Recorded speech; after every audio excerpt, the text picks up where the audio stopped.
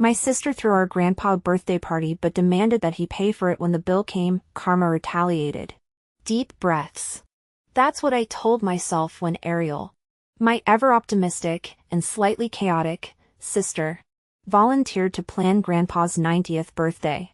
Sure, a surprise party sounded sweet. But knowing Ariel, it would veer off course faster than a runaway cake trolley. And it did. Chapter 1. Ariel and I always had a complicated relationship. As siblings, we shared countless memories, both good and bad, but our differences often led to friction. Ariel, younger and more carefree, had a knack for getting into trouble and dragging others into her chaotic plans. I was the responsible older sister, always cleaning up after her messes. We both cherished our bond with Gramps deeply. Despite our constant squabbles, Gramps had been a constant source of wisdom and comfort, especially after Dad passed away. He was our rock, and his 90th birthday was a milestone we all wanted to celebrate meaningfully. When Ariel volunteered to organize Gramps' birthday party, I felt immediately suspicious. My sister wasn't known for her planning skills. One evening, while having tea with Mom, I could not help but voice my concerns. Mom, are you sure about Ariel handling Gramps' party? She's never planned anything like this before, I said, swirling my spoon in my cup, trying to keep my tone light. Mom looked at me over her glasses, her expression both stern and patient. Jocelyn, you need to give your sister a chance. She's trying to do something nice for Gramps, but she's so scatterbrained. Remember last Thanksgiving when she forgot to defrost the turkey? Mom sighed and set her cup down. That was one time. And we managed. Didn't we? Trust her, Jocelyn. She wants to step up. I took a deep breath, trying to let go of my worry. All right. I'll try. But I'm still going to keep an eye on things. Mom reached across the table and squeezed my hand. I know you will do it, dear. But let her have this. Gramps deserves a great party. And Ariel is part of this family too. Reluctantly, I backed down and sent Ariel the $50 she asked for. A few days later, the day of the party arrived. I walked into the restaurant and immediately felt my stomach twisting. A sushi place? It was a stark contrast to what I'd envisioned for Grandpa's 90th birthday. The crowd inside was a mix of mostly drunk university students, clearly Ariel's friends. My stomach lurched. Ariel, what is this? I asked, trying to keep my voice calm as I approached her. She beamed at me, clearly oblivious to the disaster she had orchestrated. It's Gramps' party. Jose. Isn't it great? Everyone's having so much fun. I glanced over at Gramps, who was sitting quietly at the table, trying to figure out how to use chopsticks. Ariel, Gramps doesn't even eat sushi. And who are all these people? Oh, come on. Jose. Grandpa is happy to hang out with the youth. Aren't you, Gramps? Ariel shouted, her voice echoing across the room. Gramps smiled weakly, still fumbling with the chopsticks. I moved closer to Gramps and sat beside him. Here, Gramps. Let me help you with that, I said, taking the chopsticks from his trembling hands and picking up a piece of sushi. You don't have to eat this if you don't want to. Gramps patted my hand. Thank you, Jocelyn. I'm fine. Just happy to be surrounded by so many young people, he said softly, though I could see the discomfort in his eyes. As the evening dragged on, I felt more and more out of place. Ariel's friends were loud and obnoxious, clearly enjoying themselves without a care in the world. I was just about to suggest to Gramps that we leave when the bill came. But Ariel, in her usual fashion, handed it directly to Gramps. Here you go, Gramps. Happy birthday. Time to pay up, she said with a laugh, pushing the bill towards him. I lost it. Ariel, what are you doing? Gramps shouldn't have to pay for his own birthday party. Ariel looked at me, confused. Well, someone has to pay. I organized everything. It's only fair. I stood up, my hands trembling with anger. This is not fair. Ariel, you asked everyone to chip in, and you still expect Gramps to cover this ridiculous bill? Gramps, ever the peacemaker, tried to intervene. It's all right, Jocelyn. I can handle it. But I couldn't let it go.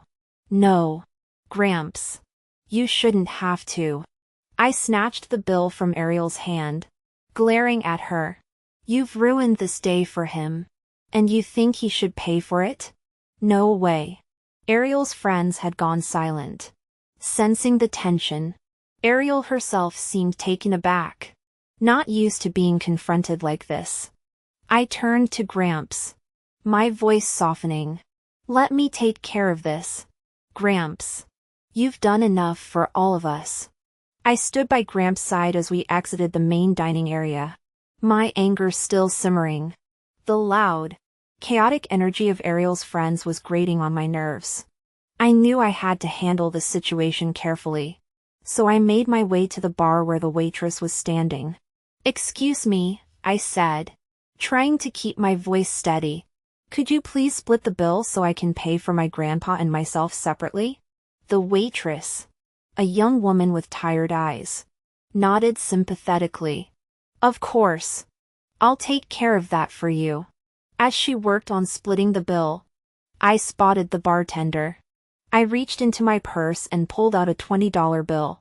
Hey, could I get the AUX cord? I want to turn on some music for Gramps.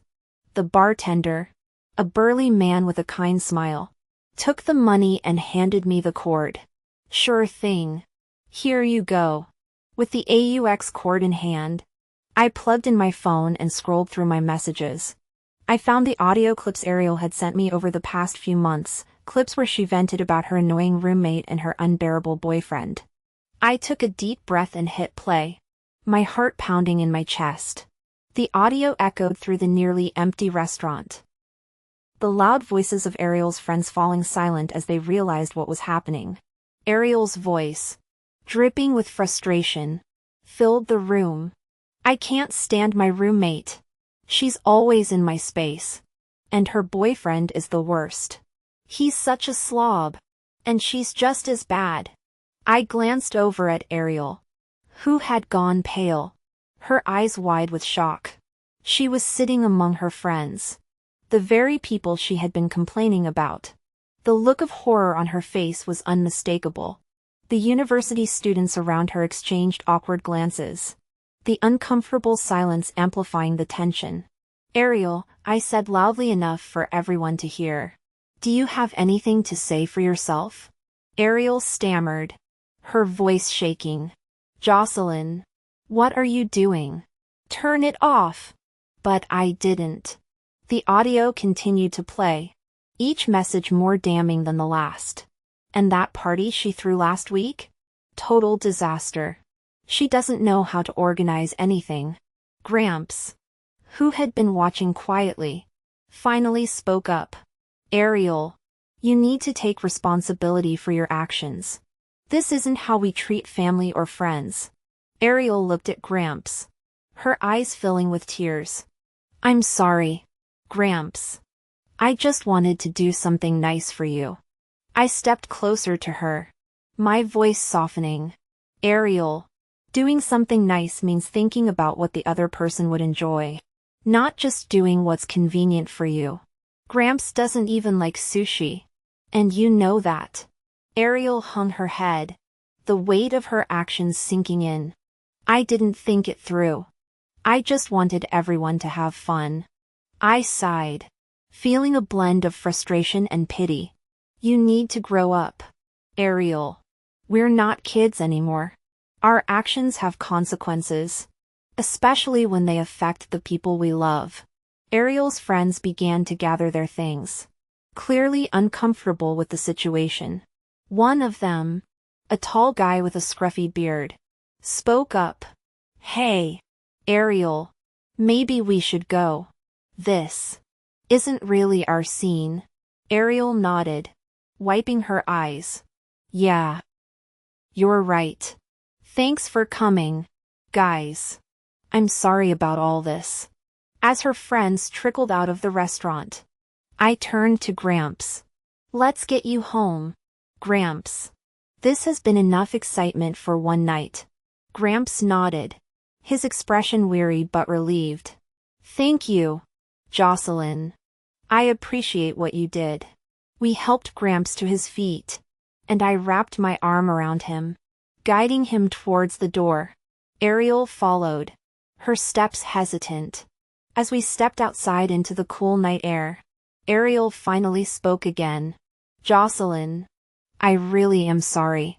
I know I messed up. I looked at her, seeing the genuine remorse in her eyes. I know you are. Just try to think things through next time, okay? We're all in this together. Ariel nodded, her expression earnest. I will. I promise. As we made our way to the car, the tension began to ease. It wasn't the birthday celebration I had hoped for Gramps, but at least Ariel had learned an important lesson.